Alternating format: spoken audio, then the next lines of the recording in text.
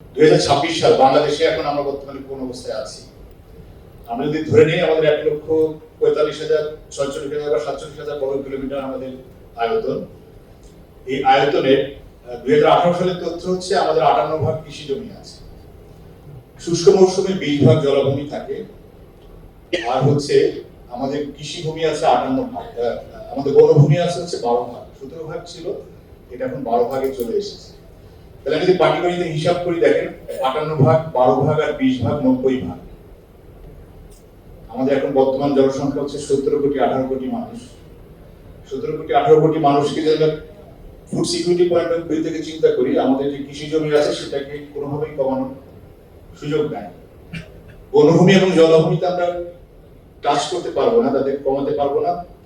যদি আমরা কমাতে যাই তাহলে আমাদের ইকোসিস্টেম নষ্ট হয়ে যাবে। আমাদের বাকি থাকলো মাত্র 10 ভাগ এলাকা। 10 ভাগের জায়গায় 12 ভাগ হতে পারে, 8 ভাগ হতে পারে। ডোন্ট চ্যালেঞ্জ দ্য নাম্বার, রিয়েলিটিটা এমনই। আমাদের এই 18 কোটি মানুষকে আমাদের যাবতীয় নিড, আমাদের যত ধরনের প্রয়োজন, সেই প্রয়োজন মেটানোর জন্য আমাদের কতটুকু জমি বাকি আছে।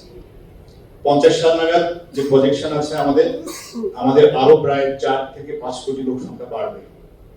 আমরা যদি 50 সালের হিসাব দেখি, আমাদের আরো 4 থেকে 5 কোটি লোক সংখ্যা বাড়বে। অর্থনীতির আকার কেমন হবে? এখন $460 বিলিয়ন সামথিং আমাদের ইকোনমিক সাইজ। ইকোনমি হবে 3 ট্রিলিয়ন ডলার। আমাদের অর্থনীতি বাড়বে 7 থেকে 8 গুণ। আমাদের জনসংখ্যা আরো 4.5 থেকে 5 কোটি লোক সংখ্যা যোগ হবে 50 সাল নাগাদ। আমাদের জমি কিন্তু বাড়ছে না। তা আমাদের সমস্ত কর্মকাণ্ড আমাদের এই 10 ভাগ জমির ভিতরে অ্যাকোমোডেট করতে হবে। আমাদের শহর বলেন, নগর বলেন, বিশ্ববিদ্যালয় বলেন, হাসপাতাল বলেন, মার্কেট বলেন, খেলার মাঠ বলেন, স্কুল বলেন, সবকিছু কিন্তু এই 10 ভাগ জায়গার ভিতরে অ্যাকোমোডেট করতে হবে। আমরা যদি অন্য জায়গাতে আমাদের কর্মকাণ্ডকে নিয়ে যাই তাহলে ডিসরাপশন হবে।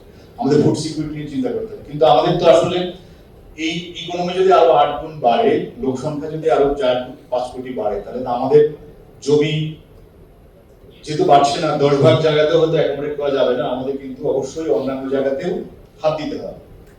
কারণ আলটিমেটলি আমাদের তো এই লোক সংখ্যা রাখার জন্য আল্লাহ আমাদের এতটুকু জমি দিয়েছে।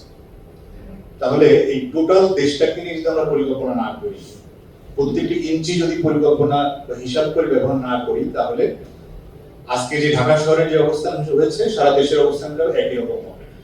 আমরা সেটা কেউই চাই না। আমরা আসলে কেউ সেটা অ্যাফোর্ড করতে পারবো না। এই জন্য আমাদের শুধুমাত্র 64টা জেলা শহর না, আমরা বলবো ইসলাম ব্যাংকের পক্ষ থেকে আমাদের বক্তব্য হচ্ছে প্রত্যেকটি ইঞ্চি আমাদের পরিকল্পিতভাবে ব্যবহার